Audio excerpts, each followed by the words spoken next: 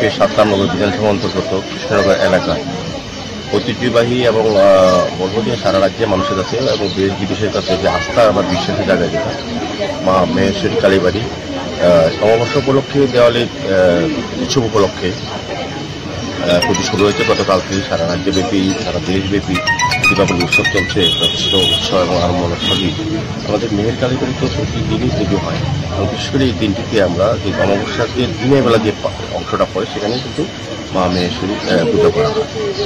আমি সঠিকভাবে বলবো যে ধর্মপ্রাণ ব্যক্তিরা দর্শনার্থীরা পুণ্যার্থীরা প্রচুর সংখ্যক মানুষের মেহের কালীবাড়িতে আস্থা আছে মার প্রতি এবং এই মন্দিরটা আস্তে আস্তে এটা অনেক ঐতিহ্যপূর্ণ মন্দির। তো এটা আস্তে আস্তে এটা সংস্কার করা হচ্ছে, নতুনভাবে নতুন উদ্যোগে কাজ করা হচ্ছে এবং এবার আমি বলবো যে পুজোতে খুব শান্তিপূর্ণভাবে কালী পূজা বা দীপাবলি উৎসব যেটা আমরা বলি আলো উৎসব সংকীর্তনটা সুন্দর হয়েছে এবং সারা রাজ্যে মানুষ ধর্মপ্রাণ ব্যক্তি বিশেষ করে আমাদের রাজ্যে পরম্পরা জাতি ধর্ম বিশেষে প্রত্যেকেই পূজা অংশগ্রহণ করেছে এবং এটা একটা নিশ্চিত এলাকা কালীবাড়িতে প্রতিনিয়ত মানুষের সমাগম হয়, মানুষের শ্রদ্ধা এবং বিশ্বাস আজকের এই অন্যদিনে পুজোর দিনও এখানে বাবা ভোলানাথ পুজো হয়। সবাইকে আমি সাদর আমন্ত্রণ এবং শুভেচ্ছা জানাই।